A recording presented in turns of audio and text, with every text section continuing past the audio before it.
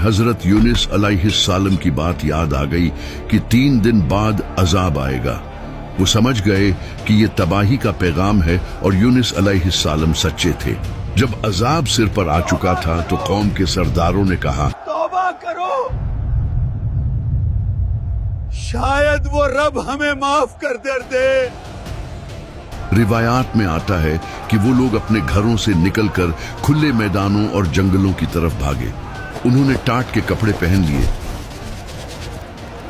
अपने सिरों पर मिट्टी डाल ली।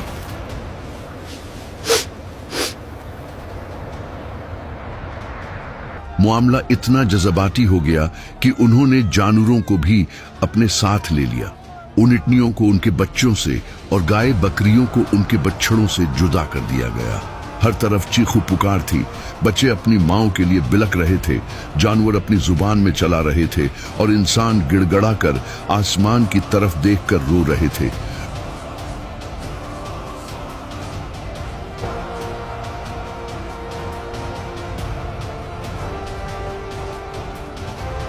वो पुकार रहे थे, या अल्लाह, हमें माफ कर दे, हम ईमान लाए। कुरान गवाह है कि जब उन्होंने सच्चे दिल से तौबा की तो अल्लाह की रहमत जोश में आ गई। वो अजाब जो उनके सरों पर मंडला रहा था, अल्लाह ने वापस हटा लिया। आसमान साफ हो गया और वो पूरी कौम मुसलमान हो गई।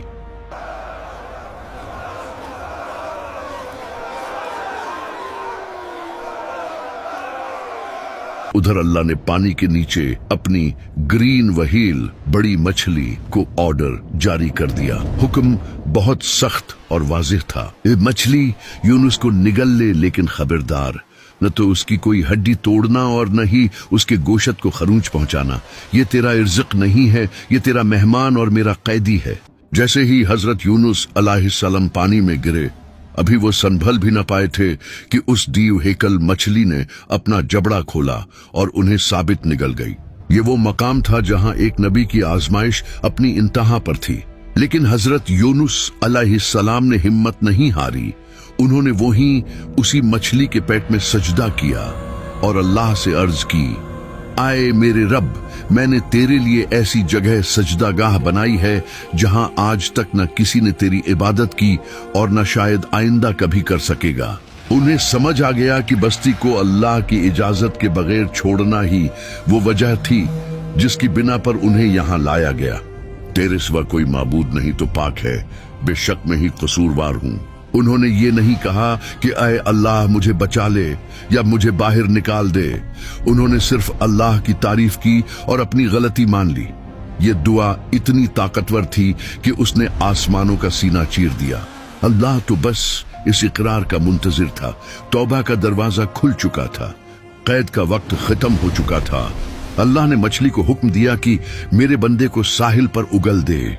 मछली ने हुक्म की तामील की और हजरत यूनुस अलैहिस्सलाम को एक वीरान चटील मैदान, जिसे कुरान ने अराह कहा है, वहां पर उगल दिया। मछली के पेट की तेजाबियत और गर्मी ने आपके जिस्म मुबारक की खाल को इतना नर्म और नाजुक कर दिया था जैसे कोई नो मौलूद बच्चा हो। जिस्म पर कोई बाल बाकी नहीं रहा था, हड्डियां कमजोर हो चुकी थीं और सूरज की तपश बर्दाश्त करना नामुमकिन था। मुखियां और कीड़े मकोड़े ऐसे जख्मों पर भिनकते हैं जो तकलीफ को मजीद बढ़ा देते हैं। यहाँ अल्लाह की रहमानियत का एक और मुजज़ा जाहिर हुआ। कुरान कहता है कि हमने उनके लिए शजरतन मिन यक़तीन, एक बेलदार दरख्त उगा दिया। मुफस्सिरीन और जदीद तहकीक के मुताबिक ये कद्दू या उसी नस्ल का कोई पौधा था। अल्लाह ने ये दरख्त ही क्यों चुना?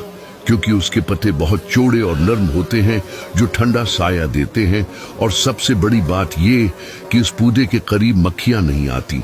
हजरत यूनुस अलैहिस्सलाम उस दरख्त के साये में आराम फरमाते रहे। अल्लाह के हुक्म से एक पहाड़ी बकरी आती जो उन्हें दूध पिलाती। आहिस्ता आहिस्ता आपके जिस्म पर गोशत वापस आया, खाल मजबूत हुई और ताकत बहाल हो गई। जब आप सेहत याब हो गए तो अल्लाह ने हुक्म दिया, ऐ यूनुस, अब अपनी कौम की तरफ वापस जाओ। हजरत यूनुस अलैहिस्सलाम नीनवी की तरफ वापस चल पड़े।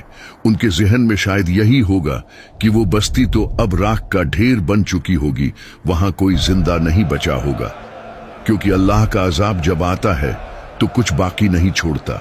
लेकिन जब वो शहर के करीब पहुंचे तो उनकी आंखें हैरत से खुली की खुली रह गई। उन्होंने देखा कि बस्ती आबाद है, लोग जिंदा हैं, बाजारों में चहल पहल है।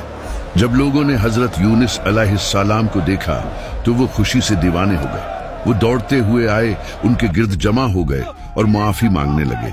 ए अल्लाह के नबी, आपके जाने के बाद हमने अजाब को अपनी आंखों से देखा, हम डर गए और हमने सच्चे दिल से तौबा कर ली। अल्लाह ने हमें माफ कर दिया।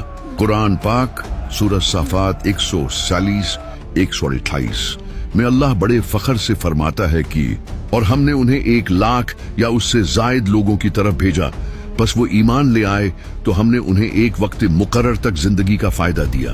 ये तारीख का वाहिद वाकया है जब अजाब के आसार जाहिर होने के बाद किसी कौम की तौबा कबूल की गई।